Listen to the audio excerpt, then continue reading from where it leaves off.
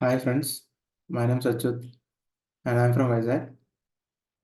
So today in this class, we will learn how to take input from the user and how to print the integer data type values, double data type values, and string. So basically in this video, we will see how many ways we can give input and how many ways we can print output. So this is the basic structure of the program. So as I told you in the previous class, we have to import java.util.star so that we can use the scanner class. So all the classes will be present in the util package.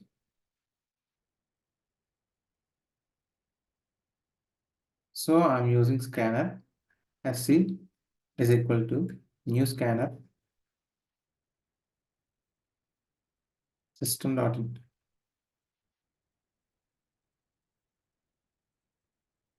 So first we will give input to the integer variable int n1 is equal to sc tab next int, and the second one is double, and 2 is equal to sc dot next double, and the third one is string.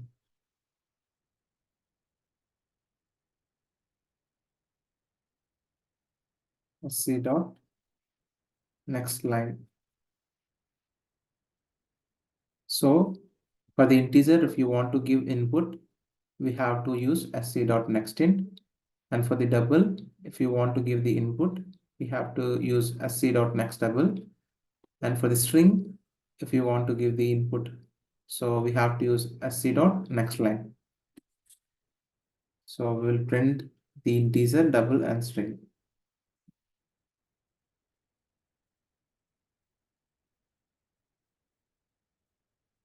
So system dot out dot println. So if you want to print anything, we have to use this system dot out dot println. So in the codes, we'll write integer value. Integer value. So as I told you in the previous class will concatenate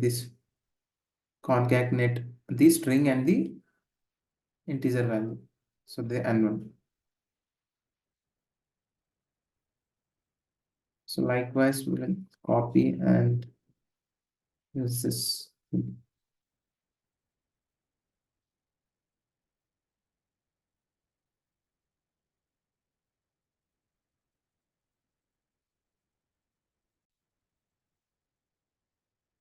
Okay.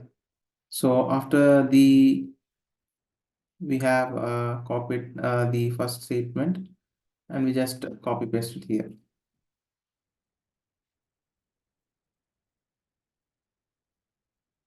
So, and the second one is double value.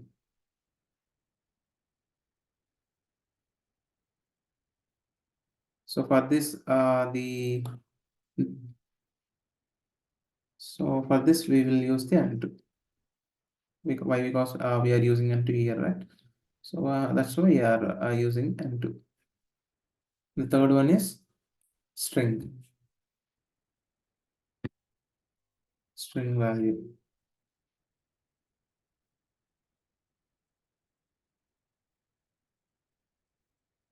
And the variable name is str. So this is the data type, and these are variables n1, n2, and str. So first we have to give the input, and whatever the input which we give, and that input will be printed with this strings, whatever the strings which we use in the double quotes, and the value which we give to the n1, they both concatenated, and it will be present in the output. Let us run the program. So for the first one is n1. For n1, I'm giving 75. And the second one is double. So I'm giving it in decimal, 4.56. And the string is my name is Arjun. So let's see. So you can see. So I gave 75, 4.56 Arjun. So in the output, we are getting the integer value is 75, whatever the value which I give, and the double value is 4.56. The string value is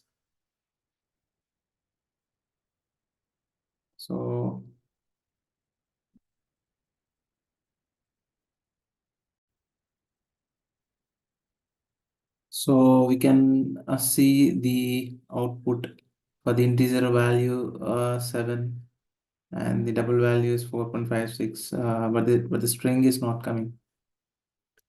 So, and also I have added the one more line in sc.next line, because after the double, whatever the characters which I give, like whatever the string which I give, it should start from the next line. So that's why I've used sc.next line, so that it can start from the next line.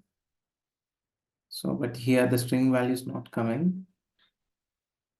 Looks like everything is good, but it's not coming. Yeah, that's okay. We can go to the HackerRank.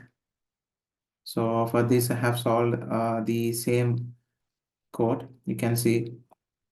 So here, the public static void main, it's main method, and here also we have used scanner class, and we have used int double and c.next line to print the string from the next line, and here also we have printed a string and printed double and int.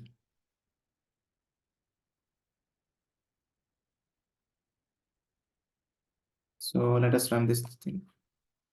So for the first input, I have given 12, and the second is double, and third one is, so the first one is integer and double and string. So likewise, we have given the inputs, and we will run this program. So as you see, string value is Achyut, and the double value is 4.56, and the integer value is 12.